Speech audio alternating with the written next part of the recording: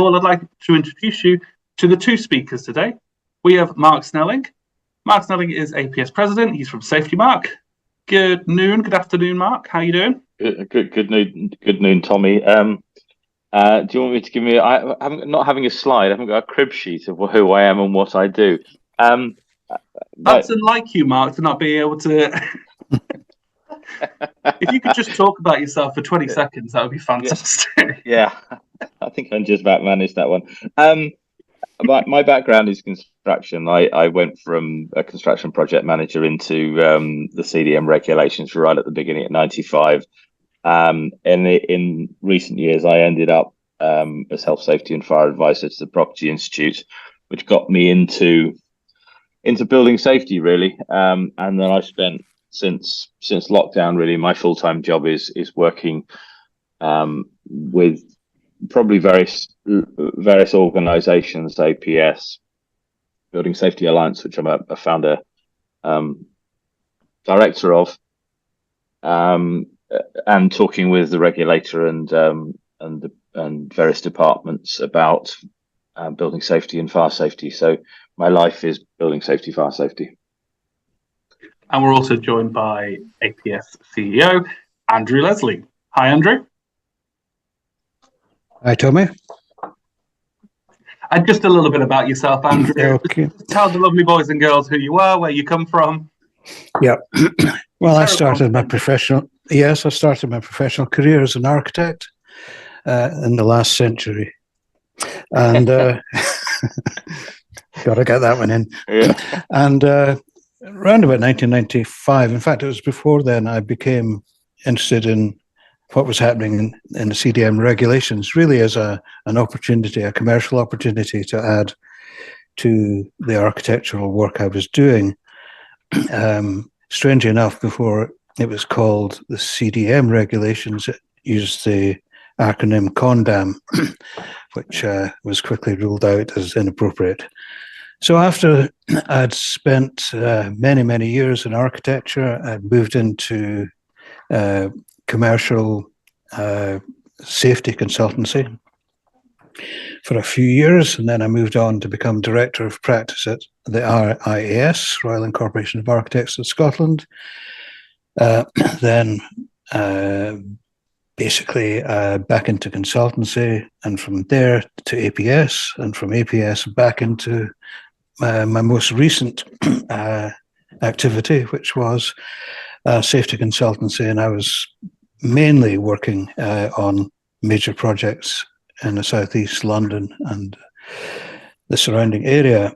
I came back to APS to head up the membership team a couple of years ago, and that role also had me very heavily involved in technical aspects of what APS delivers to its members. Hence, I'm appearing in webinars dealing with Building Safety Act, building regulations in England, and so on and so forth. And very recently, I've been appointed as interim CEO. So currently, I'm juggling between my previous and my current roles. And very well you are doing there, Andrew. If anyone's interested, I'm just the chatty young one that knows how to use Zoom. Okay, so we're going to go straight into the questions. So question one, and this came in from Thomas from Urban Edge.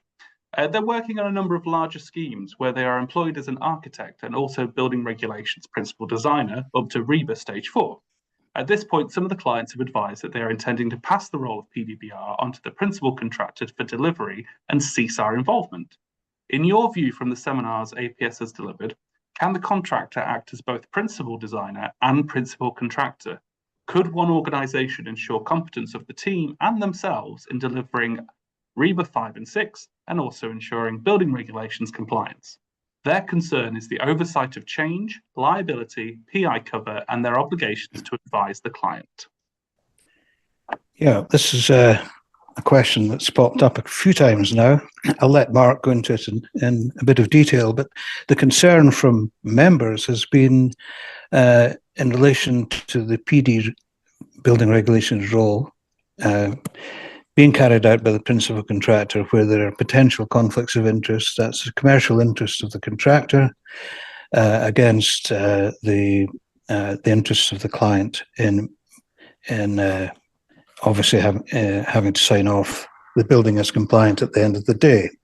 So conflicts of interest was the point that was raised. I don't think the regulations themselves disallow the principal designer and principal contractor roles being undertaken by the same organisation.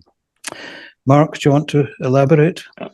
I think the question sort of comes from a perspective of that's come out of CDM, where the principal designer under CDM somehow vets the contractor and makes sure they're suitable and keeps one eye on them, which is, if it was valid, and I'm not entirely sure that is a valid analogy anyway, it's slightly different in this. We've got, in both sets of regulations, but in the set of in the building regulations, all roads lead to the client. I mean, it's the client that has to have the arrangements. The client has to put in place whatever they believe is necessary to make sure those arrangements work. So if they want change control, if they want assurance, they want all of the things that we've said you need as a design team, as a client, to be able to evidence you comply with the building regulations, then it's the client to set that. And it could be equally the project manager who delivers that on behalf of the client, rather than any one of the.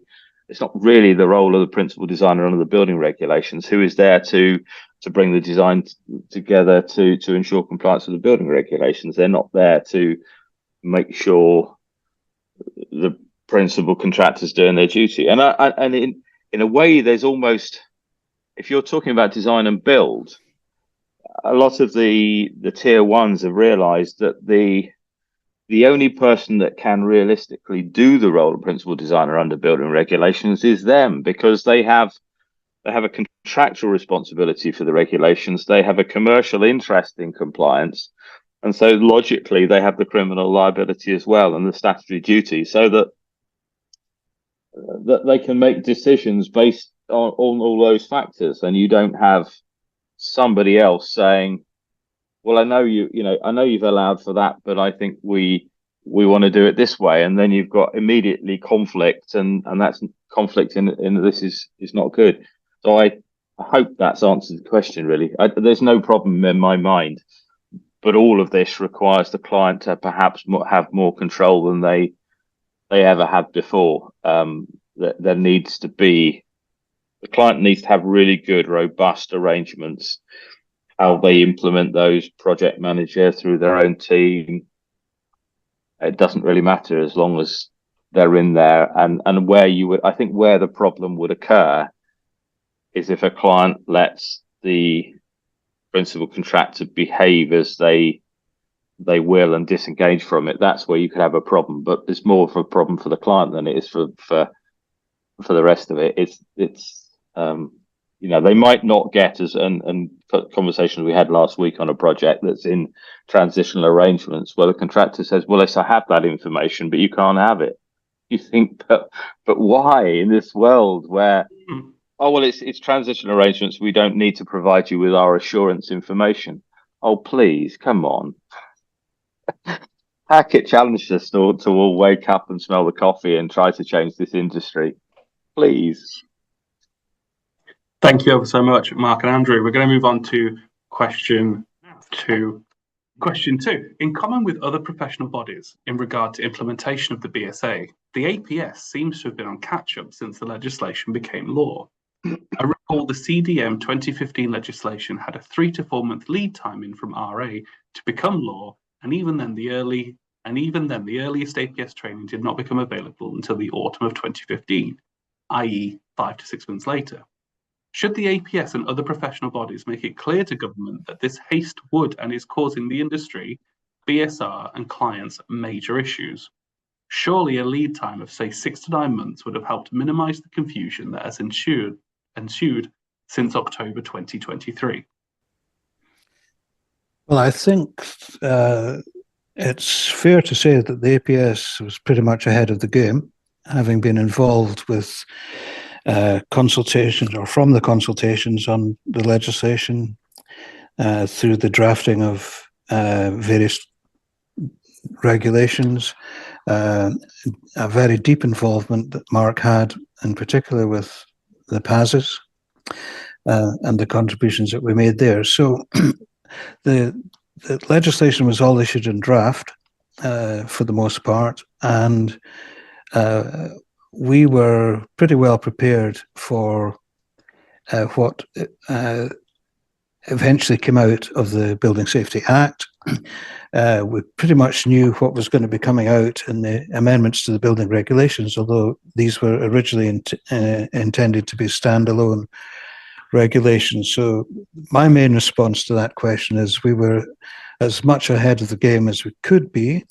The legislation was, at the end of the day, rushed out, but I don't think we were caught on the hop.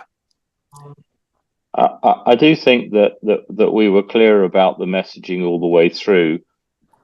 I don't think fundamentally what was proposed in the early days is that much different to what is proposed now. As being, I looked at this slide and thought, well, get on my hobby horse. I'm, as many of you know, involved in organizational capability. And I got fed up with the industry themselves arguing about what it was and not getting on and doing anything about it. And even today, last week, I was looking at the email exchanges at an enormously high level where the industry is fighting. We all fundamentally know what we're trying to achieve, but the industry is still fighting. They have the opportunity to get together, but they don't seem to want to do that. So and always with this legislation, right from the beginning, the regulator has said in much of these, it is for the industry to get together to work out what's good like. The industry has this opportunity to pull itself together, to agree with the regulator and say, good looks like this, let's do it. And they're still not doing it. They still, to this day, are not doing it and arguing about it. But if organizations had listened to the messaging early on and started to change, but everybody is, I find it a really difficult question because so many times we said the message is clear, get on with it. And now everybody's saying, oh, well, we didn't know. Yes, you did know. The industry, those who were there to listen, the message was out there. It's now the time to start delivery. There's enough information out there. Well, there is a political problem. We're heading towards the Grenfell inquiry final publication of the report. We think it's September from the messaging that's coming out.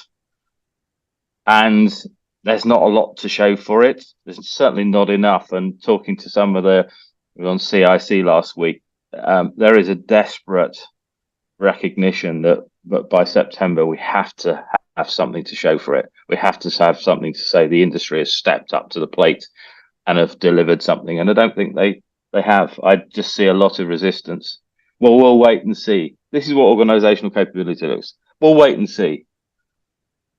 We'll wait and see. We'll see what happens next. We'll see if the regulator enforces against this. We'll see what happens.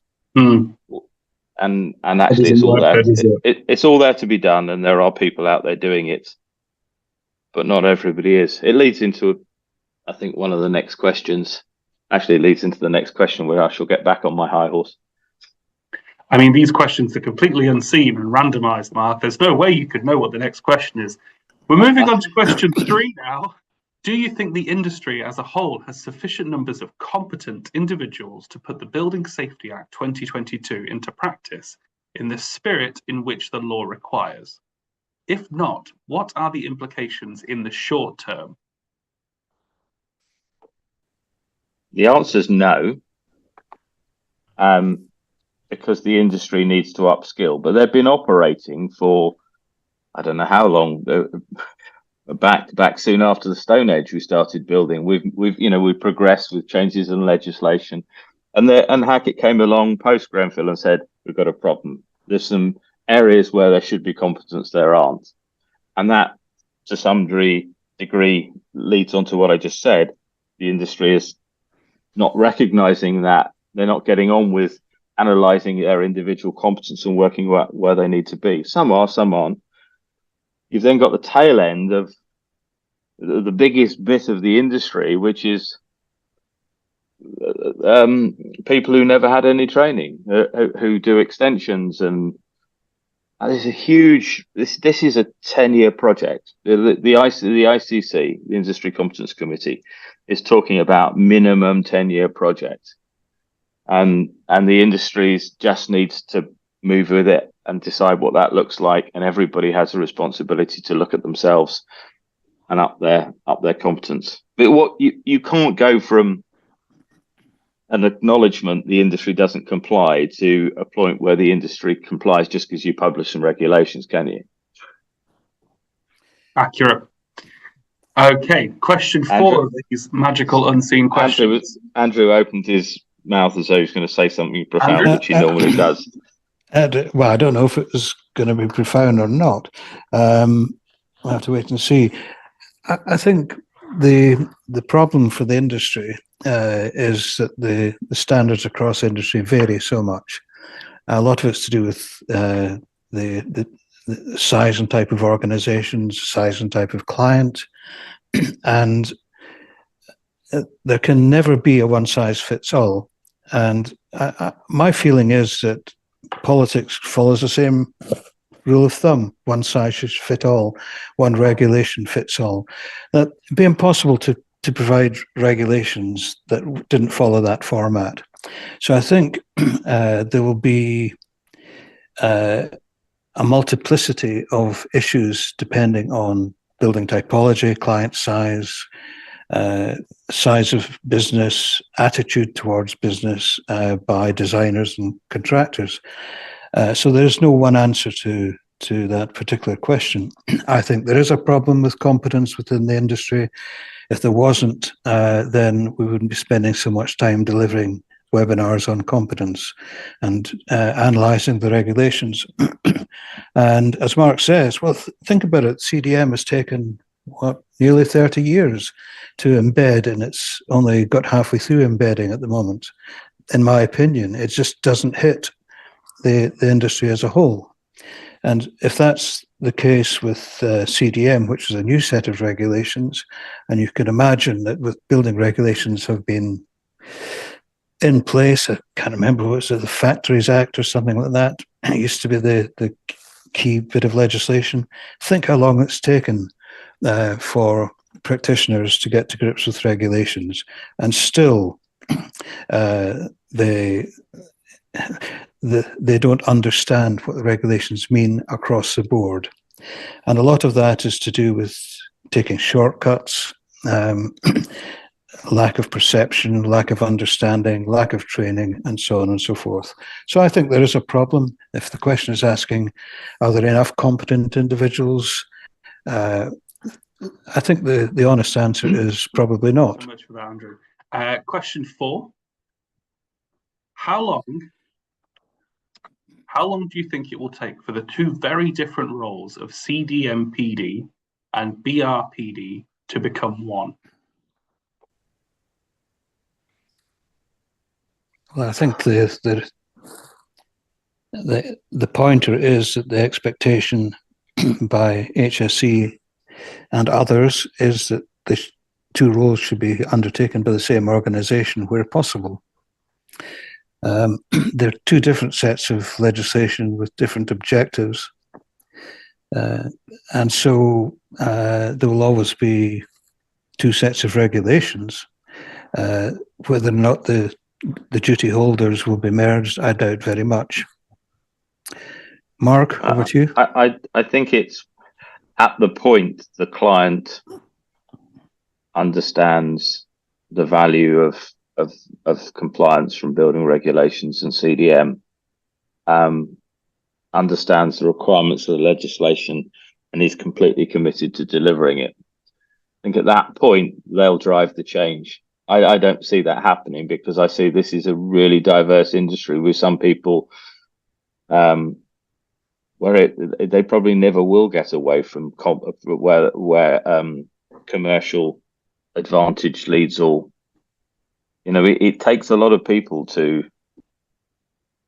to build a building and to create this industry, and a lot of them are driven by different drivers. If they weren't risk takers, they probably wouldn't want to spend the sorts of money they have to develop a scheme on the hope that they might make money from it. So if in my purist world, I do come from that purist where I love the legislation and I love the systems that follow it and deliver the right outcome. But I don't think everybody believes that, and I think it would be foolish to say that will happen. But some of the big clients will be driving in that direction at some point in the future.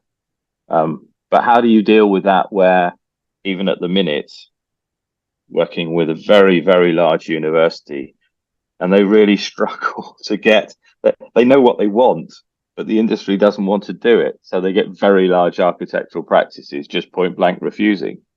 I'd rather not take the work than I would take this responsibility. I find it absolutely bizarre, but that's the reality out there. Very large clients are saying, I just can't find somebody who'll do it. And so then somebody foolish stands up who's done a little bit of CDM and thinks, well, I fancy a bit of money there, sticks their hands up. I'll do it. All right, you can do it, because I can't find anybody else. That's what happened in CDM, and it's happening against in building regs. And will the BSR, well, it leads into prosecution really, is I think the BSR will prosecute, and they'll prosecute HRBs. So I think in anything relating to HRBs, you need to be careful how you tread and where you tread. Local authorities, are they going to prosecute people? They're going to be struggling to resource themselves, let alone going out there and taking lots of cases on. But we'll see whether the regulator will regulate them and say, come on, you can't just sit there, you've got to regulate. And then the government's got to fund that, or the government, whoever they are, by the end of the week, going to want to say, okay, we'll chuck loads of money at prosecuting the industry because we want it to grow. So the answer is, I'm posting all of these problems to you, but that's the reality of the world we live in. All of these things take effect. Question 5. It appears that the BSA SKTB requirement is going to be difficult for loan practitioners or small businesses to perform, given the considerable depth and breadth of knowledge and experience that BSA PD seems to demand. Is this the end of small practices and a green light for the majority of future BSA PD work to be carried out by larger multidisciplinaries in the main? I don't think so. The requirements on the principal designer building regulations are that they know the building regulations, and if you're in a small practice and you're doing work and you're dealing with building control, then this is part of your bread and butter. What's been overlaid over that skill, if you like, or that skill set, is a set of processes that are required to assure competence and assure compliance. And of course, the duty holder role has criminal liabilities. But these are the changes. Other than that, if you're doing work competently, designing in accordance with the building regulations, going through the building control process, as a small practitioner, there should be only the two changes that I've mentioned that affect you. And I don't see that being a problem at all. In a funny sort of way, it's my experience of the industry is those small practitioners deal with local authority, where they don't get much steer from the local authority. They understand the regs relating to what they're doing, because it's not mind-blowingly complex if you're doing an extension or a small piece of work. And so you know what you need to do. You design it, you put something compliant, you put it to local authority, there's some comments, you deal with it. That's the job. That's what the job is. You're doing the job. You have been doing the job. You've got criminal liability that goes with it, and you need to perhaps self-analyze where where you might be a little bit short on technical skills. It's the big practices who've been leaning heavily on the approved inspectors that have relied on them a lot, and the projects are incredibly complex and difficult technically to work out what the answer is, and they've just lent heavily on That's where the problem lies, not in the small practice. I think small practices have always done this, will continue to do this, and they've probably done it well. Question 6. Carl asks, RIBA guidance to members states that the regs do not require designers to undertake site inspections of construction work. The PC is wholly responsible for this for all building projects. Please can you expand on this, as competency requirements of the PD role suggest that PD must have sufficient knowledge and experience to ensure compliance with building regs. If not required to actually inspect works, how does compliance work? Is it certifications of conformity? The regulations say for a PD shall ensure the design, if built, comply with the relevant requirements of the building regulations. They don't require them to ensure the building work complies. I go back to, there's a number of elements to this. One is the client needs to set the standards. All roads lead to the client. The client needs to have suitable arrangements to ensure compliance. And that may well require various people to do various inspections. But they'll set the tone of what they expect for their assurance piece. They might have QA, they might have clerk of works, they might have all sorts of things. But there will be a role for some designers to carry out inspections if that's what the client believes their assurance process needs to be. There's also a statutory duty for the designers to coordinate and collaborate, comply with the assist the PD and comply with their duties. And there's the PD and PC need to work very closely together. And so there will be this, but no, I don't think designers don't need to inspect unless the client thinks that that's what they want. And then they set that in their arrangements and say, that's what I would like to see for the following reasons. And there are reasons why a designer might inspect the implementation of their own work. And there are lots of reasons why they might not do it, but it's part of the overall compliance arrangements that are set out by the client, which are really important. Yeah, so I think it's been a very long time that the advice from professional bodies to designers has been, you're not responsible for supervising the contractor. And I think this is what the question is all about. And there is no change to that in the regulations. There are aspects where principal designers will require to liaise, particularly if there are proposed design changes being put forward by the contractor that require a reappraisal of the design in terms of compliance with the relevant regulations. So that isn't supervision, that's cooperation and coordination and liaison. And I think there's a clear distinction between that and supervision. Question 7, and they are wordy, so I apologize, I will trip up.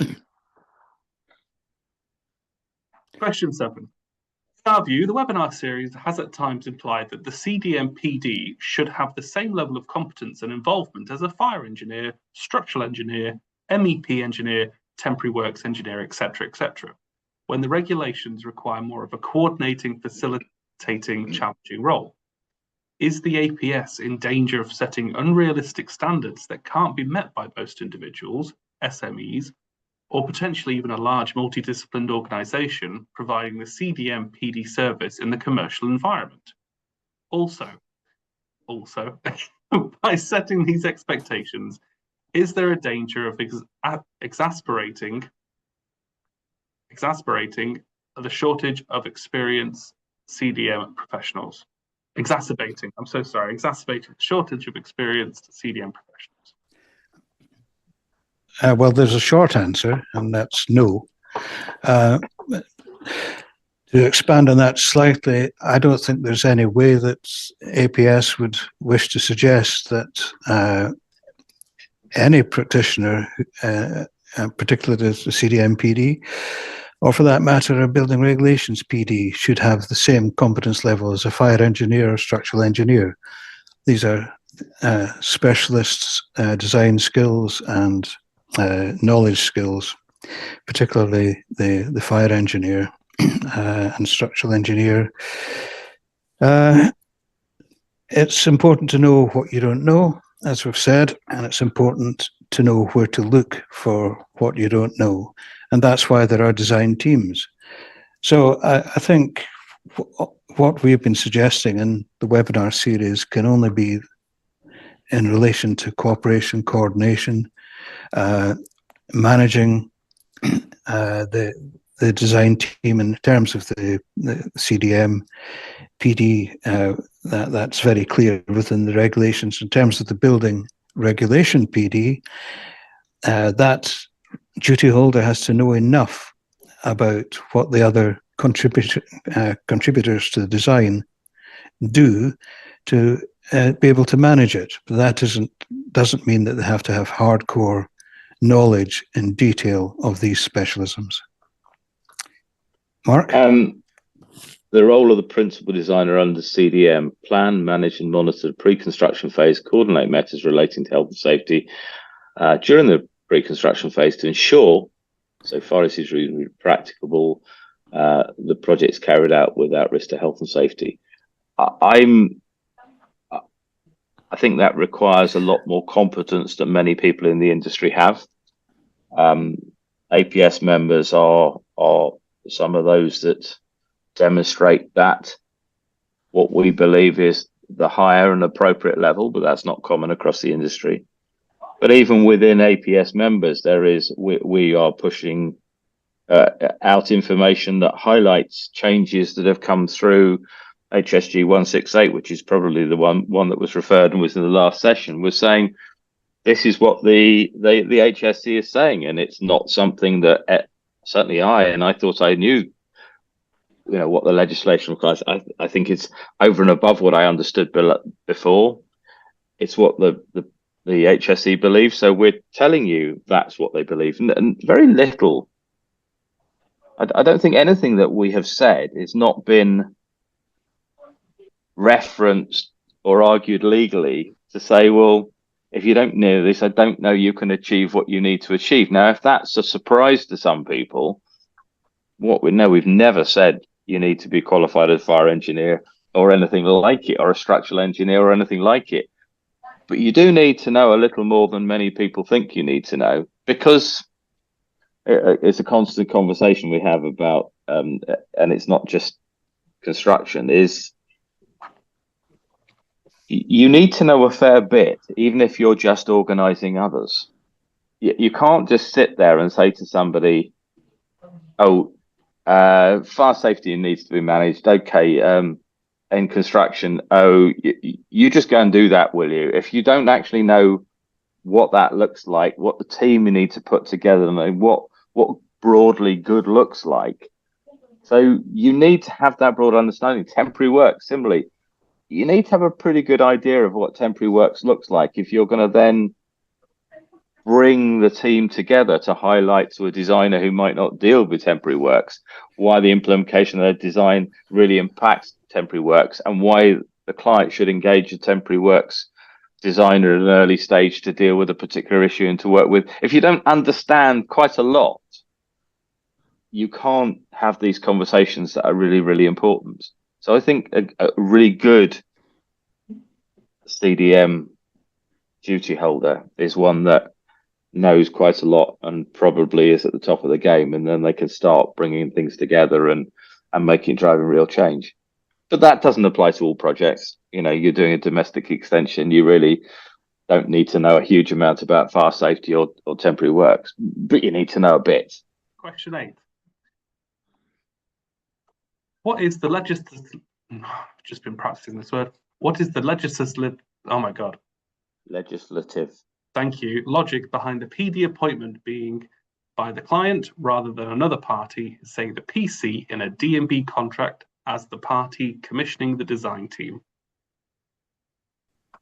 All roads lead to the client. The belief is the client has decided to do something, has decided to resource something, and ultimately it's the client who sets the tone. And so if they're ultimately responsible, I mean, it is logic in all of this. It's the same as CDM. All roads lead to the client. The client needs to have the arrangements and then put that team together and make sure all of the duty holders dovetail together and achieve that compliance across the piece. Otherwise, you get where people working in isolation. The last thing you want is a principal contractor saying, as they did the other day in the conversation, "These are my toys. Nobody else is playing with my toys. I'll manage it, but you're not going to look in because it's mine." This can't be right, can it? Andrew? No, I can't really add anything to that, Mark. It's very clear. I mean, I think, well, I will, obviously, by continuing, I am going to add something. But thanks, Andrew. It's just the way of life, really. Well, I mean, the client has escaped scrutiny in the past, and I think bringing the client in has always been one of the objectives of both sets of legislation, CDM and the amended building regulations and so on. And there is a reason for that, and it's to make sure that that when any building work is being commissioned, that all aspects of the regulations at a level that they need to know are known by the client. And the client knows enough about how to go about assembling their team so that building safely and building safety are part of the equation. And Mark's right, all roads lead to the client. In the D&B situation, yes, the D&B contractor may appoint the design team, but I assume that this question is from somebody who has been involved in this type of project, but the client would still be appointing whoever the D&B contractor is as principal designer, building regulations, principal designer, CDM, and could be principal contractor, building regulations, and principal contractor, CDM. So this particular D&B contractor might have a whole heap of duties to undertake for a particular client. But I think it's quite correct that the client is put in the position of being responsible for management. Now, it doesn't mean that the client shouldn't take advice on how to go about this. So if the client doesn't know what to do in relation to their project, no matter what size, if the client looks as if they don't know, then it's reasonable to expect that the designers or the consultants or the contractors that they're appointing point them in the right direction. Thank you ever so much. Thank you. We're going to go on to... As a CDM PD, I know exactly the milestones and deliverables, e.g. duties regarding design, reducing risks, PCI, CPP, F10, and health and safety file, and I assess hours and quote fees. What are exactly the different milestones required for a PD/BSA? What exactly goes in the golden thread, other than fire strategy, structural philosophy, plant replacement strategy, and access and cleaning strategy? That question sort of mixes up PD, HRB, high risk building, and PD out. I mean, on the building regulations, there's going to be more rigor required. So a lead architect, and this is, I think, as Andrew and I said, it needs to be the organisation leading that design compliance with building regulations, be it D&B contractor or lead architect on a traditional contract or lead designer on a traditional contract. They're going to need some more rigor, and it's the client that sets the tone for the rigor, and the rigor is the assurance piece that we've talked about a lot. That's different, I think. Everything else is largely the same. You're complying with the same set of regs. You need to make sure the contractor has the right level of information to be able to design what to install what you've built. I think it's the the level of assurance which will be set by the client. It'll be set by your own PI. It'll be set by your own understanding of risk, because at any point, any one of these duty holders is going to have to defend their position. And remember, prosecution can be carried out, I've now confirmed it, for an unlimited period of time.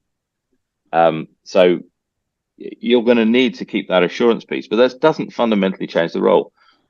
PD under HRB is completely different. I mean, there's a whole lot of stuff, but to what degree the PD under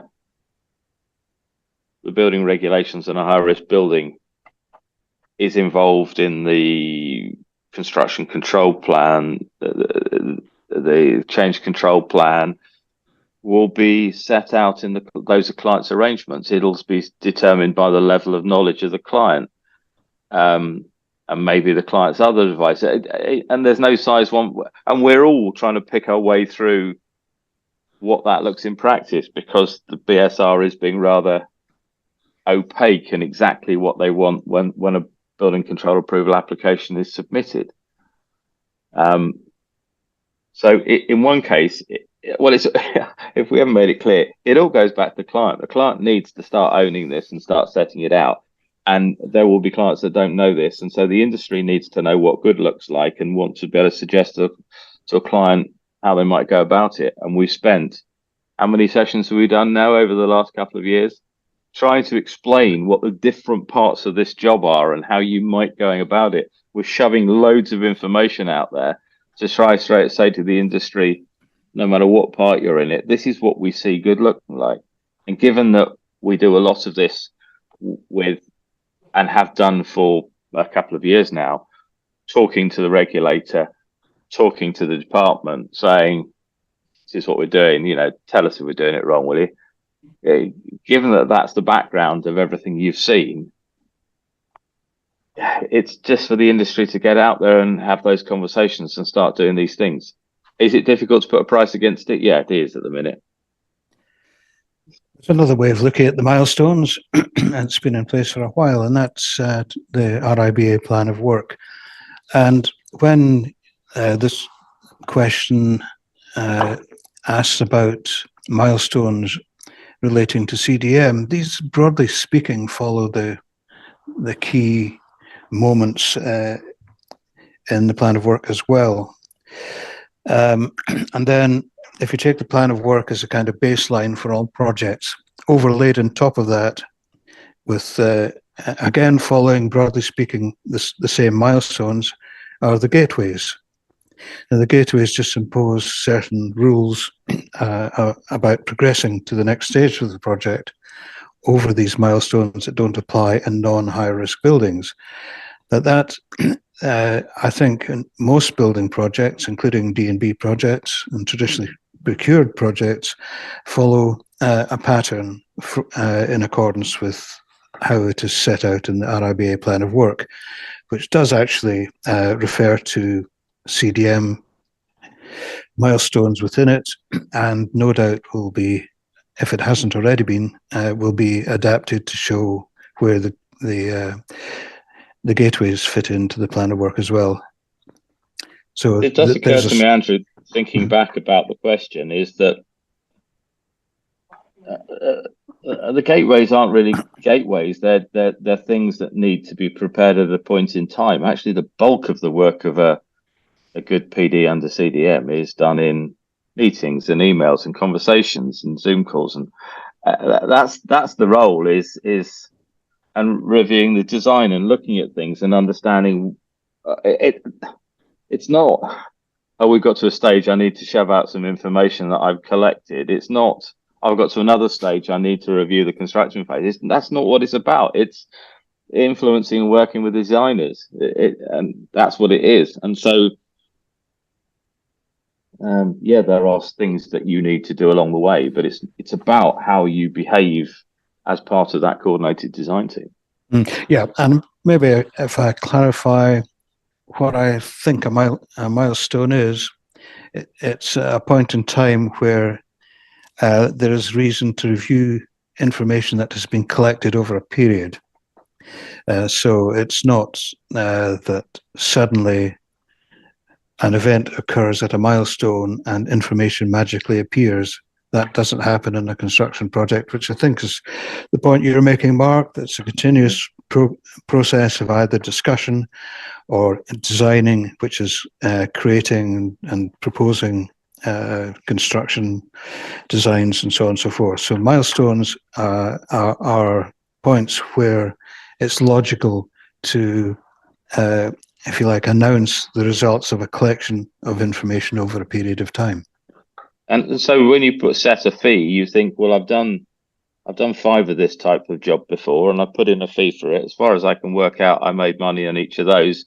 That's probably about the fee I should put in for the next one. And but it took, I don't know how many years of me doing that to be able to work out what the right fee was for a job, because it was more than, you can sit there and say, well, I'm going to attend 5 meetings, and we'll sit down and write this and do this. But actually, by the time you count the emails and the rest of it, and so I'm teaching everybody to suck eggs, but we're now moving into a different place, and the difference is going to be not the process so much as the client's assurance arrangements that sit over the top, and the client may want additional levels of information to the contractor, and the contractor might want additional levels of information that were never required before, because all of a sudden the criminal liability makes it clear that they don't want a lack of detail about how a door set's installed, picking up on you and Andrew about door sets, but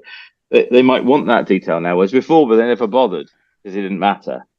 But now it matters. They're going to ask for that information. So there's a whole lot of things that's going to culturally change, and so fees are going to change. And we don't know we do know what it looks like, but we don't know what it'll cost yet. No, and it's been a long problem, a long time problem, really, fees, because I think when CDM came in 1995, 96, fees were quite generous because nobody actually knew what was going on, and so you could basically ask for whatever you wanted. And that settled down, and it settled down in a very unsatisfactory way when clients began to get to grips with what was going on. They would be expecting designers just to build in the CDM contribution to their existing fee and do it for nothing effectively. So it's as a problem when I was in practice, it was always a problem trying to figure out the level of fee, the number of hours that would be involved. And of course, most practices get involved in certain building typologies. So you might make a loss in the first couple, but you should be making a profit in the next couple. And then regulations change, and you've got to decide, A, whether you're going to take on these additional roles, and B, what you're going to charge for them. And clients are always going to say, we don't see why we should be paying more, because what am I getting out of this? And of course, as Mark has said numerous times now, everything points back to the client, and you can point back to them now and say, well, if you're not prepared to pay for this service, then you're at risk of being non-compliant and subject to criminal prosecution. And sooner or later, and as Mark has said, in about 10 years' time, there will have been sufficient prosecutions, hopefully, on defaulting clients, defaulting designers, defaulting contractors, to actually pin this down and make it. That will then make it easier for all practitioners and contractors to estimate a fee that allows them to fully comply with their duties and persuade their client that that is giving them the best value. Question 10. What's the best source on clarifying whether works fall under the scope of building regs and what relevant requirements are applicable? For an example, painting, decorating common areas of HRBs. This is explicitly omitted from Scottish building regs, clause 2.5.1. But application document B states surfaces without defining them. It doesn't seem proportionate to expect a gateway 2/3 process for painting, but there's no formal guidance giving clients comfort to not make the application? There's two answers to this question. One relates to the information you need to provide HRBs. The other one relates to the question relating to refurbishment, alteration of a building. What falls within the scope of the building regulation? What are material alterations? Somebody asked that question a little while ago, and I have been doing a lot of research over the last few days, a week or so. And Andrew and I have come to a place where we're reasonably comfortable. However, there is very little guidance out of the government.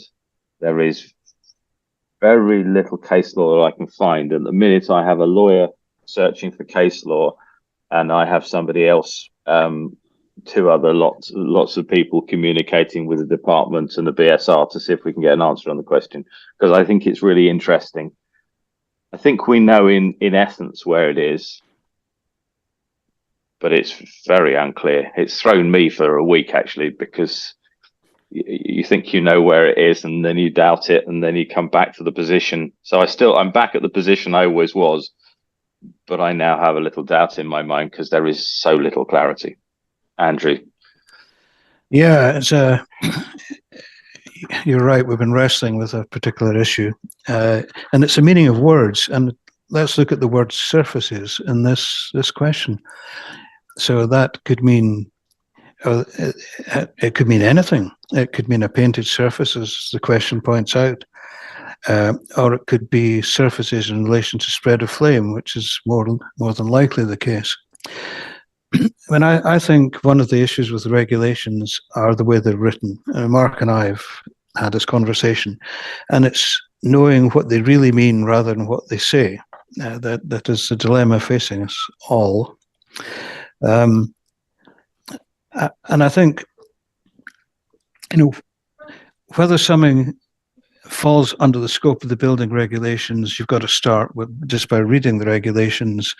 And there are exemptions, there are exempted buildings, and there are. Mark, remind me of the terminology we're wrestling with. It's you've got me completely. Pay attention, Mark. I know. I'm looking at my notes, which is keep talking, and I'll get my head together in a second, and I'll come back with the answer. Yeah, but you're right. The question is right. Material alterations. Material alterations. So there's material alterations. There's exempted buildings, and a lot of this isn't absolutely 100% clear.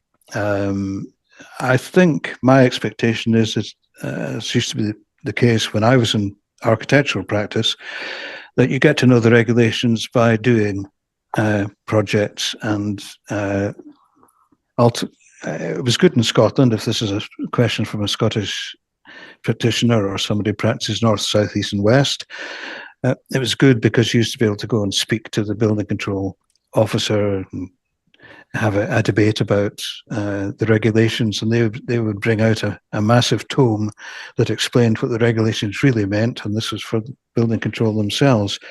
But interpretation is an issue, and of course, if it ends up in court, your interpretation may well not be the interpretation of the regulator or the building control body. If you really read the manual to the building regulations, the definition is not helpful. Well, not desperately helpful, but it does make specific reference to structural, fire safety and disability issues. So clearly a material alteration relates to one of those three things. And then it talks about making it less safe. We went back to a guidance booklet from the Office of the Deputy Prime Minister, which I'm not sure was quite when I've got the date on it. It's a long time ago, put it that way. And that talks about alterations which will temporarily or permanently affect. So our focus has been whether replacing a door falls within, you need to make an application, or it's part of a competent person scheme. Now, replacing a fire door is whether it's on a residential building or another building, is something to which a competent person schemes applies. So if it didn't require it to be part of the building regulations, there would be no point in including it. And given that they've just changed it to include commercial as well as residential, which it was just residential before. So given they've just changed it, you would argue it is. And the argument is, if by taking the door off and putting it back on, it is temporarily non-compliant. But we're dancing on the head of a pin to try to interpret, having read old guidance, new guidance, other related guidance. And we think we've come to a position where structural alterations, underpinning of foundations, altering to fire precautions, that's altering them rather than, even if you do something, I suppose if you overpaint, you're not altering the surface, but actually if you change the surface, then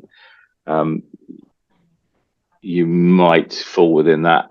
Alteration, disabled access, and then there's various conversions, which is a slightly different requirement. So structural underpinning, alterations, and fire precautions and disabled access seem to be what material alterations look like. And that's what the building regulations apply when it doesn't apply to a new build or an extension. And he apologises immediately because it's quite a long question. All the sessions have been great, true so far, but I am still looking for someone to show me the practical day-to-day how of the PD-BR role. As such, I'm struggling to articulate this back to my colleagues and clients. What do Mark and Andrew believe good looks like in the PD-BR role? What should I be doing? What should I be asking? How should I be recording what I'm doing? Should I be preparing trackers, component registers? We want to know what to produce. Also, I know checklists are being frowned upon, but I think it is possible to have checklists while still ensuring a project-specific approach. For example, safety critical element checklists. And just before we jump into this, is this an idea for a future webinar as well? Andrew and Mark, I'll hand over to yourself. One of the things that we've been looking at recently with different organizations that I've been working with anyway, architectural practices and then larger projects, is it's around the assurance piece, and it's a compliance sheet.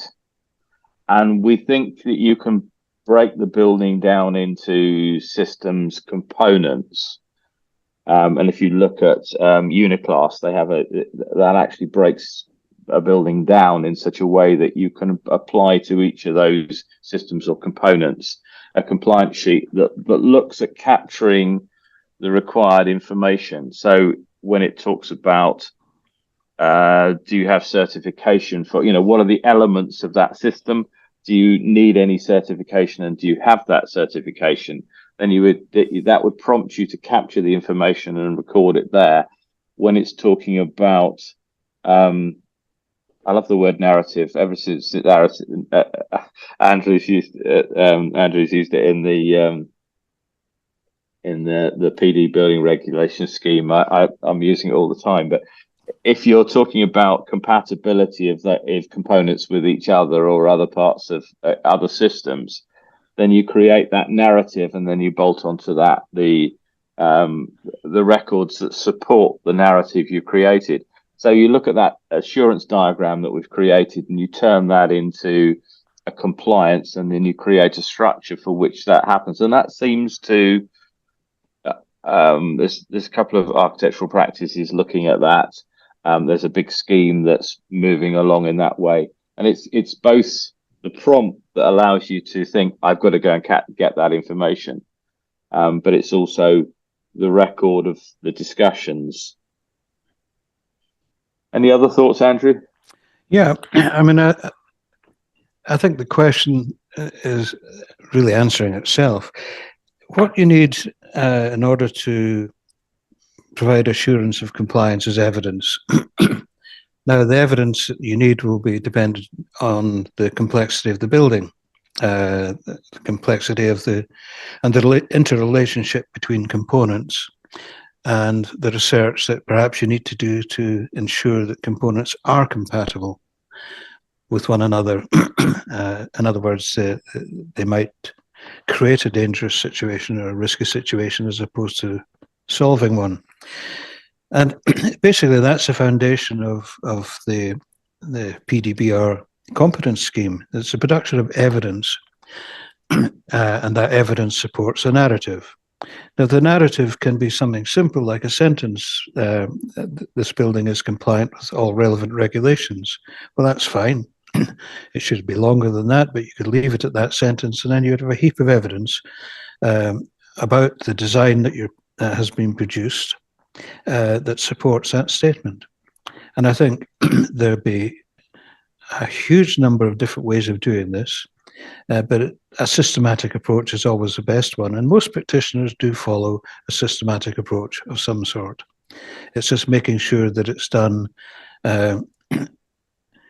as a rule as opposed to an exception.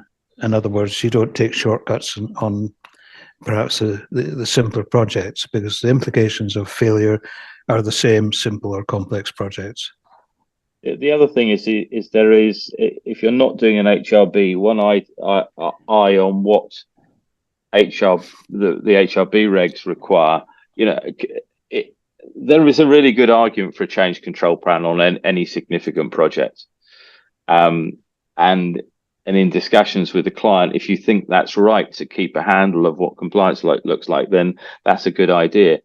If you want a building control statement that sets out the methodology that you followed, which codes of practice, that's a really good idea too.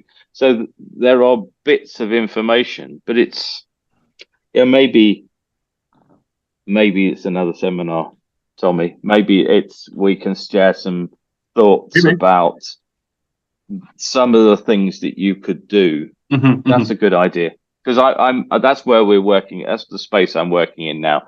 Suggest there's no one size fits all, but here are some tools in the toolkit that you might find useful. We've dropped them in as we've gone along, but we've definitely looked at things, but I think maybe audiences would like some more information on this. If at any point we do say something during this Q&A that you think that would be a great subject, please put it in the chat. This is what we're here for. We've already got 5 people who've said yes, so more demand means that we get it done quicker, basically. Okay, I'm going to jump into question 12. It's more of a comment and a question. This is from Martin. The answer whether the principal contractor can take full responsibility for the PD role surely should be a legal one, because it's fine where there are no problems. But if issues arise, then the PC will be trying to avoid any liability/responsibility, and the circle of blame will end up dangling up in midair, especially if the PC has gone bankrupt, etc. Apologies to sound cynical, but this would possibly be the outcome if matters turn legal. Do you have a comment on that? Oh, Andrew, you've gone quiet for some reason. Yep, I've gone all quiet. Tommy, I didn't see question 12 coming up in the chat, so it's there now. It's there now. Is it illegally allowed? Yes, it's allowed.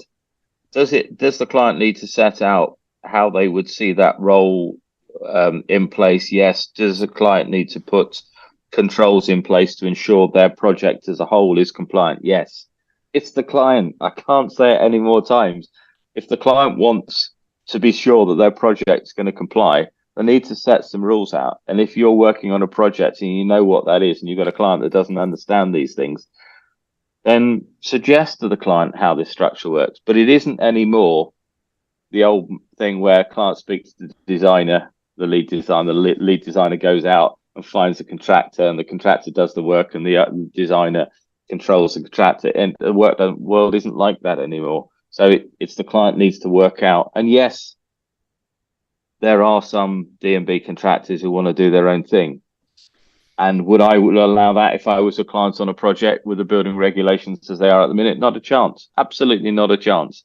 I'd be really clear about my expectations, my engagement, what they had to say to me, what evidence they needed to provide to me.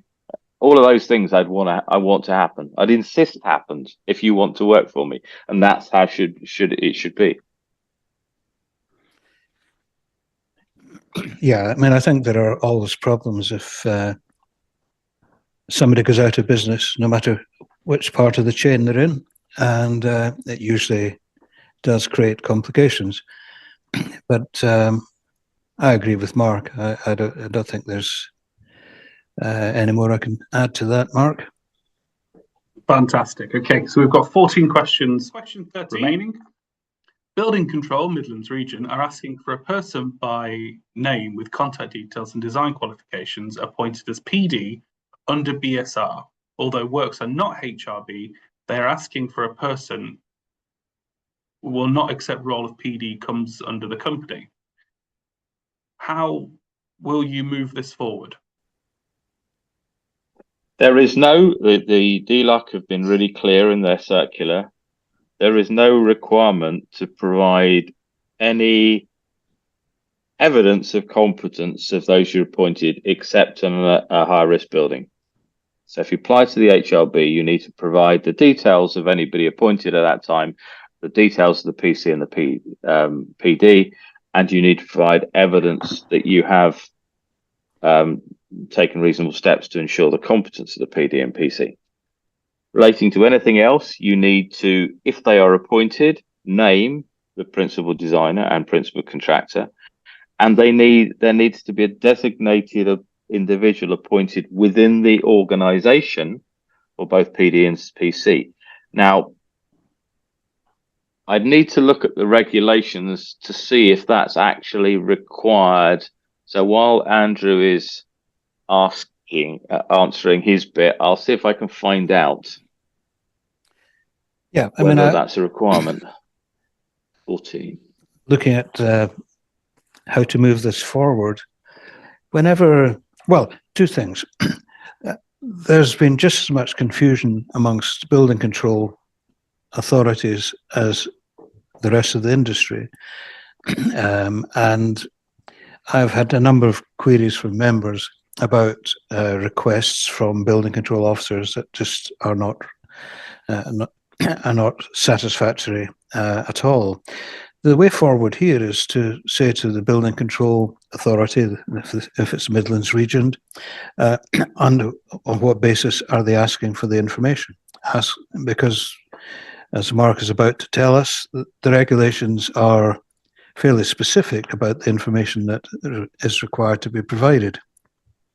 The requirement is, where known at the date of application, the name, address, telephone number, and if available, email address of the principal contractor or sole contractor and principal designer or sole contractor. There is nothing requiring them to provide details of the designated individual, which is required by law, but it is not part of the application under 14. So I don't see there is any legal requirement for that to be provided. And there is certainly, DLUC have made it absolutely clear, no requirement to provide any evidence of competence of anybody proactively. 14. Hi, Mark, and response to Ian. I work for a large social housing association. There has been numerous discussions in relation to the BSR and telecoms equipment on top of our high-rise buildings, which do not belong to our organisation. If the owner of this equipment is wanting to remove, replace, or install new equipment, would this type of works be subject to the BSR application, and whose responsibility would it be to submit the application, as we, the building owner, are not the client under CDM? There is a link between the AP, which you probably are, the accountable person or principal accountable person as controller of the building, and the client, and they need to link with you. The question is, do the building regulations apply to the work? Alterations, structural, probably, you're certainly going to change the building safety risk, aren't you? Potentially, because you want to understand the loading. My instinct is that they do, but you'd need to go and, as with all these things, I can't give you an answer. That the regulation's so labyrinthine. You have to have a copy of the HRB descriptions and supplementary provisions regulations, which will tell you exactly what an HRB is, and then the copy of the building HRB regulations, which will describe the process. But either way, the connection is principal accountable person and them as client, and there is a statutory duty for those two to communicate and there is statutory duty to provide information between the two of those. Out with that, it's a really interesting one that I will take away because my colleague works with a company who specialises in representing clients on such installations. So I will pose it, and we'll see if we can come back to you, and maybe we can, maybe even another small piece, seminar piece with a specialist. That would be a good idea. We'll do that. Huzzah! But if you've got any of these questions something like that, can you just get it to me one way or the other? Because I'd like to follow up on that one, because that's a really interesting one. Thank you so much. Question 15. Is the reason that the industry is not getting together on this due to the costs incurred for the deployment? I don't know. I mean, I think the industry is determined to remain in silos and do its own thing. This goes against the APS mantra, of course, where we're trying to, through the Building Regulations Competency Scheme, make an offer to the wider industry. We're also talking to an ever-growing number of organizations within the industry, trying to work collaboratively within the industry. But the problem is that traditionally the industry has been in silos and likes working in its own, doing its own thing, taking credit for its successes and not taking credit for its failures. And I don't know how you change that, because it seems to be pretty much embedded in the same way as the legal system and contract situation has been traditionally confrontational, and trying to get around that one has been a big fight. I think we're stuck with it. All that we can really do is encourage more cooperation and coordination within the industry. I could tell you in immense amount of detail exactly where the problems lies, but I can't and won't. But the long or the short of it is there is a very large and powerful lobby that don't really want too much to change. So they'd like to bolt on a little of competence and organizational capability onto their existing processes and keep it tight and keep it and move on. And, pass it through the supply chain as fast as they can and as fast away from them as they can possibly achieve it. So there's that problem. And you can understand that because it's the commercial drivers. We need to achieve this. What we don't want to do is ground the whole industry to a standstill following my purist model. There's the other piece where as Andrew said, there are a number of organizations in this industry that need members to survive, and they are all protecting their own little space. Some of them really want to work collaboratively, others just don't, traditionally haven't, and still don't. Well, openly say, we don't want to play, thank you very much. We've got a very large membership and we're going to keep it to ourselves. And I don't think I've named anybody or anything, but that's the problem we have. But the BSR is working really hard, bringing people together, and the ICC particularly is trying to understand the industry and understand how that we bring it together. Which horses to back is the most interesting thing, watching the BSR work out who are the people to support and who are the people that they can put pressure on to change. Thank you so much. Question 16. Can you provide any advice on how to get into agreement with the BSR for a regulator's notice, allowing the BSR to act as the BCA for the non-HRBs? And if we can't answer it now, we can send that in an email. No, I understand exactly what the question is, but anything with the BSR at the minute is really difficult because there seems to be if you don't go through the formal process, then I don't know. I honestly don't know the answer to that question. I'll move on to. Thank you, Andrew. I got that from the look of the. Okay. So moving on to question 17.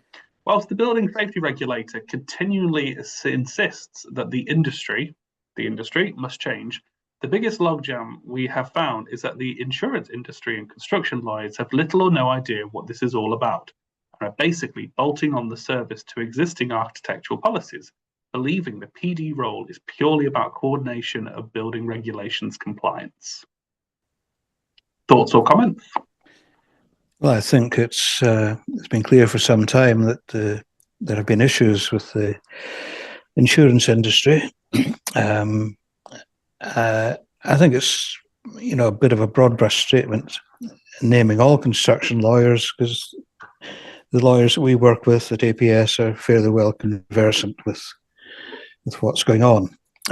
But I get the gist of the question. Yeah, the regulator or HSE or the regulations themselves point towards changes in the industry, and they're talking about the construction industry, not necessarily the advisors or other functionaries that connect to the industry.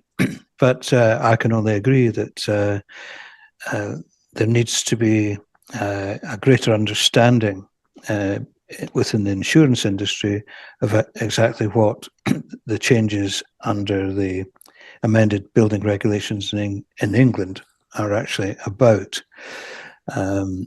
Construction lawyers, I think there shouldn't be so much of a problem in that department. Andrew, am I already able to touch on the APS insurance scheme by way of example of the way things might be changing? Yes, please do. APS have got a PI insurance scheme, and interestingly, it's slightly more expensive now, but that they've released all the caveats on fire, and actually, I noticed building safety as well. So there's a slight increase in, well, a reasonable increase in, but all the caveats have come off. Now, I think it's good if you remember and you want to take insurance, but it's more importantly, I think it's an indication of the industry starting to understand the risk, and they'll be the first of many, and you'll see that the caveats will start coming off insurance soon.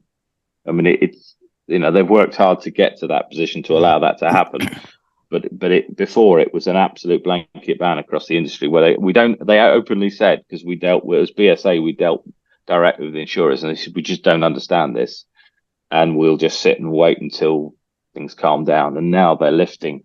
At least that one has lifted. Now I think it'll follow on, because we're talking about criminal liability.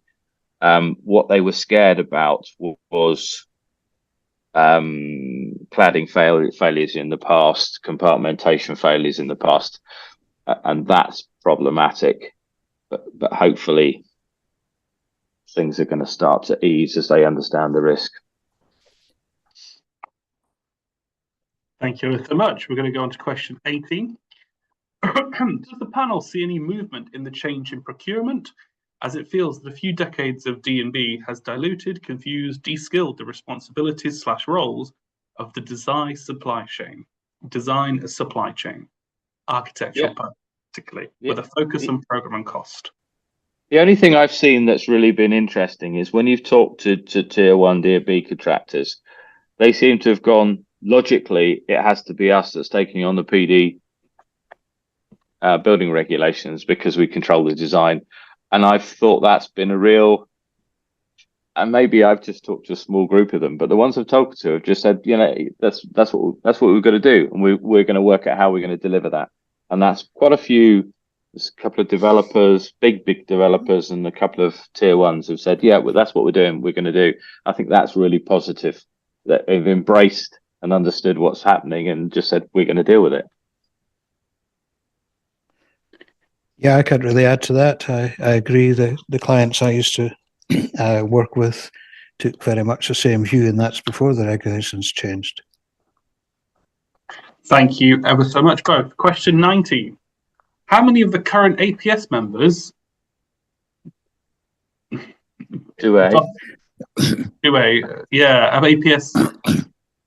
APS believe that they are in control of building applications?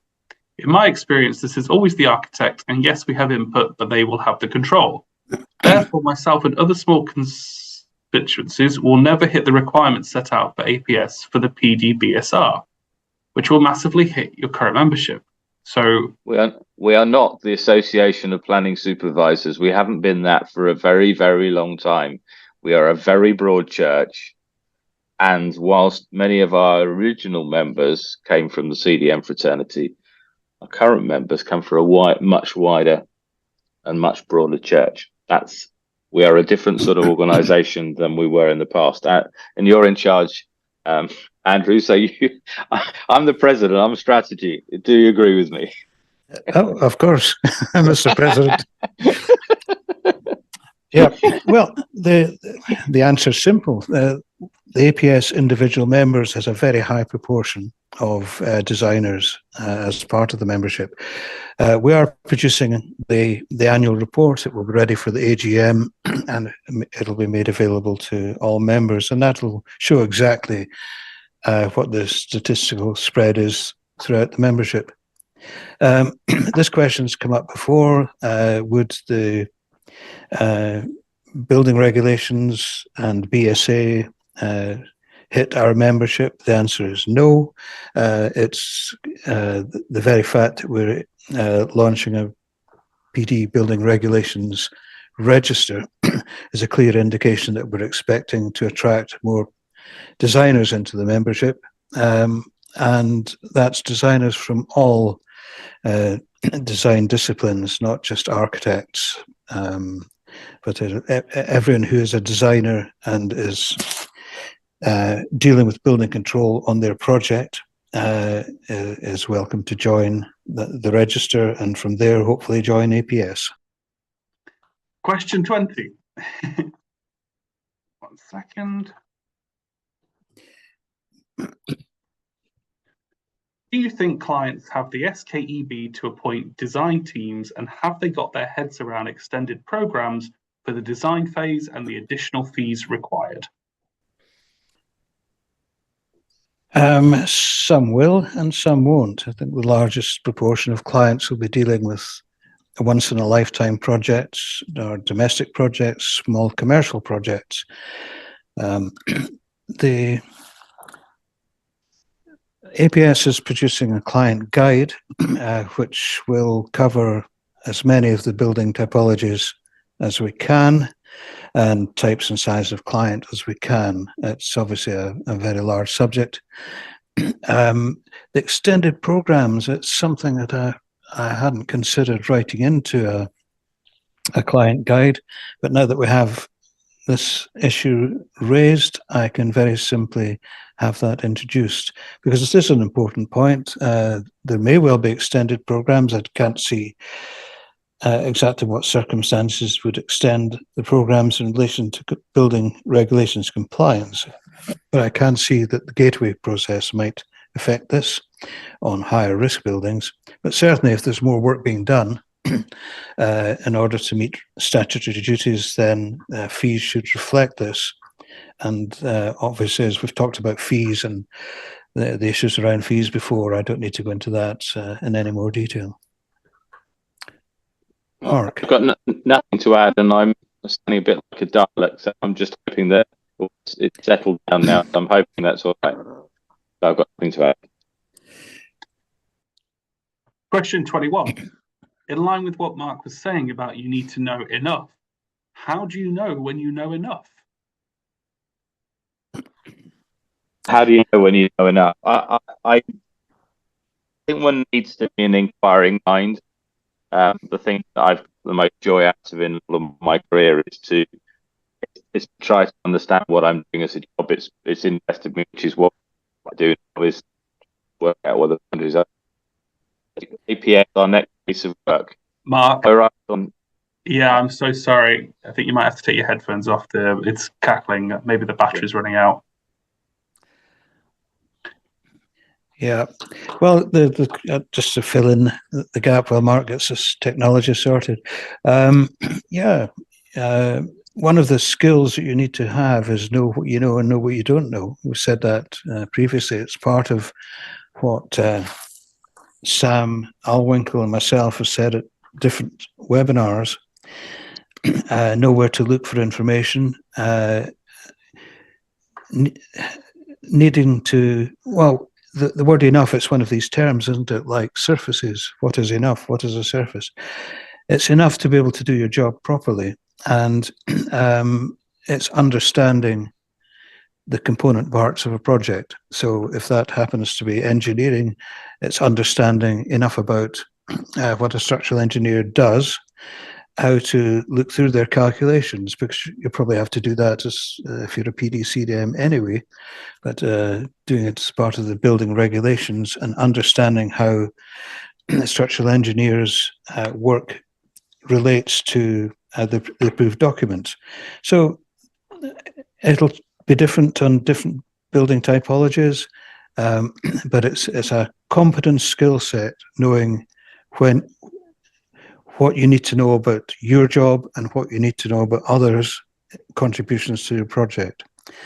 Andrew, we're starting off in the next month, I think, is that a project that we're putting together an expert group to try to identify the competencies required by our membership. And from once we have those competencies, then we'll try to create a structure around those competencies, which answers this question directly: is what do you need to know? And then from that, and we're going to build off the back of it the guidance which will support the CPD, which will support the training. And clearly we can't do it overnight, but that's the idea. We'll be communicating fairly soon as the key areas, because it's quite clear that members need to know that information, and that'll cut across CDM as it cuts across building regulations today, and it'll allow us to structure the information we're delivering in a consistent and coherent way.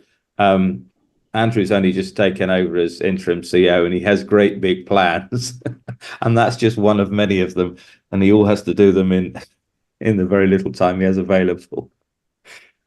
And I don't mean longevity, but the very sounded ominous. There's only 5 days a week, and he doesn't work all of those. There's a couple more Christmases with you, Andrew. Right, moving on to question 22. Will APS be providing a schedule of service contract document for PDBR appointments with the client? That's the intention. The issue is now being looked at by the APS lawyers. And just to mention also that we are having the current CDM appointment documents updated as well to reflect the requirement to liaise between the two duty holder roles. So yes, we'll be producing an appointment document, which, as you'll know, if you're using APS documents, includes a schedule of service. Thank you so much. The last question from Andrew, question 23. I was recently appointed by a REBA member who had been asked to perform the role of BRPD for a project where he had no design input, and he then wanted to sub that out to me, as I already assist them with CDMPD roles. I advised he should not take on such a role, and I certainly wouldn't be. Does anyone else still encounter this level of confusion? It's very common out there. It's very common. There are people trying to shift it. A lot of it's driven by a lot of people who should be taking the role not wanting to take the role, and clients just desperate to find somebody who will take on the role. They're pushing it in any direction. They don't understand. It doesn't seem to matter to them. And there is a bit of the, well, this is sort of what we did in CDM, and nobody's penalised us for it, so let's just keep doing more of the same. Yes, really interesting. Yeah, it's quite a common question from members that comes into HQ.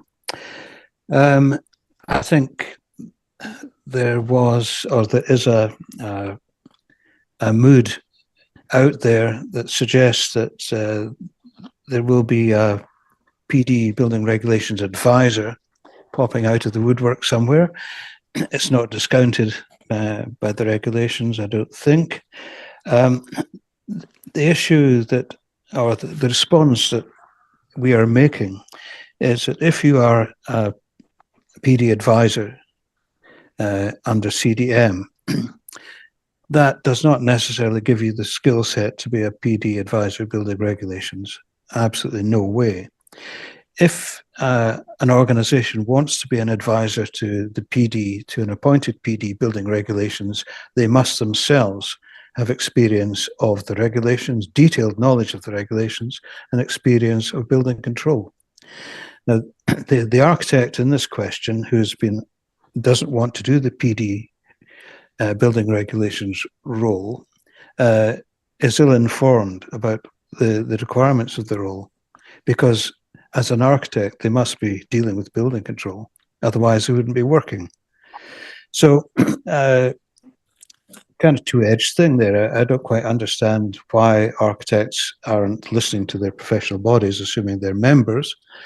But all the design organizations, let's take architecture, ARB, RIBA, and also, strangely, the ACA, I'll maybe clarify strangely in a minute, are all saying to their members, this is a new role, it is for you, this is what you require to be, this is how you gain your competence. And I use the word strange because the ACA, the Association of Consultant Architects, have quite openly said, reportedly said or allegedly said, that architects are inherently competent, which as an architect I should really endorse, but sadly I can't through my own experience.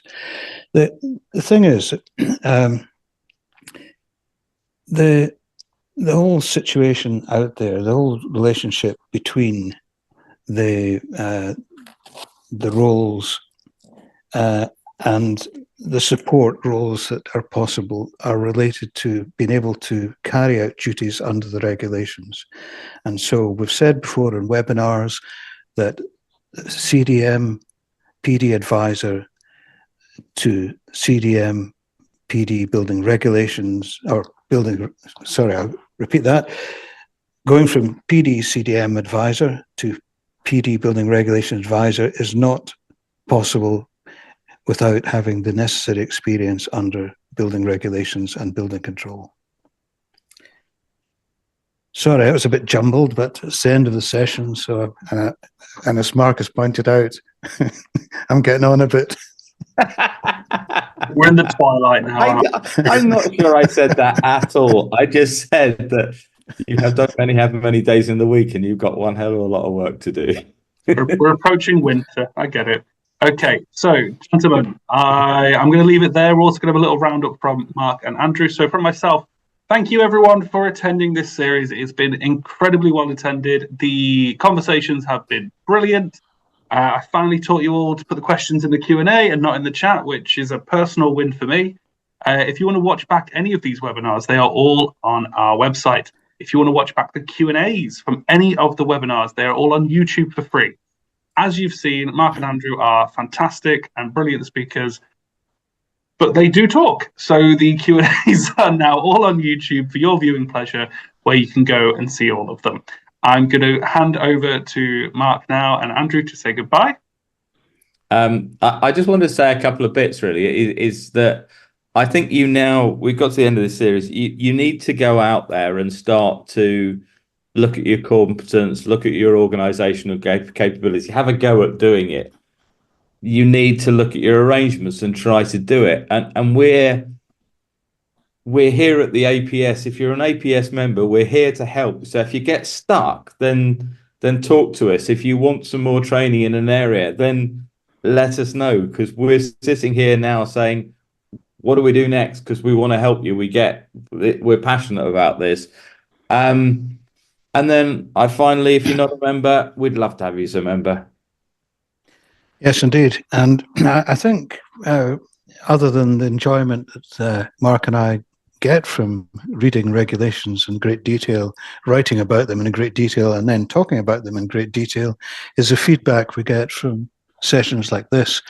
We've had excellent feedback today, and we've picked up ideas for future webinars, and as I said earlier, some of the things that the comments in the chat prompt us to improve what we're doing. For members who are attending today, we're about to put out a survey which will encapsulate some of the things that we've been saying about future needs, future training, future webinars, and so on and so forth. So that'll be coming out to members. And for non-members who have enjoyed this series and perhaps have attended other webinars, and perhaps some of the non-members attending today are intending to become or deliver principal designer building regulations services to their clients, please consider the APS register as a means to demonstrate not only your own competence in the role, but to allow your clients and prospective clients to comply with their duties in reasonably checking that the people they employ are competent. So thanks very much, everybody, for your contributions to this series. Just as a final say, again, thank you ever so much. We did this series as a result of member requests, members' wants and needs, as Mark and Andrew have both just said. In fact, most of our events are in response to members' wants, needs, requirements, things that you want to know about. It's my job to make sure we get a good array of content for you. So if there is things you want, please let us know. We've had some great suggestions today, and the three of us will go ahead and work our way through it. But for a 2-hour open Q&A, we've done incredibly well. Thank you ever so much, everyone. I'm going to leave it there.